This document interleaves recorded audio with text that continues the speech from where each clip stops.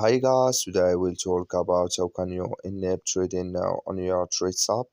We're going to figure out the solution on how you can do that on your app. So you just follow these ways, then it's going to work with you. All you have to do, so you just go down, click in this sign down here.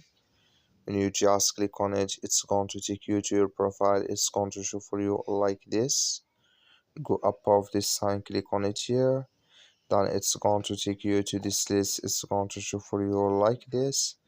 You click here on notifications, then you come to next tip here, just click here on trades or from trades here, then you come to next tip here, just go down here, you come here to trading now, just click here on.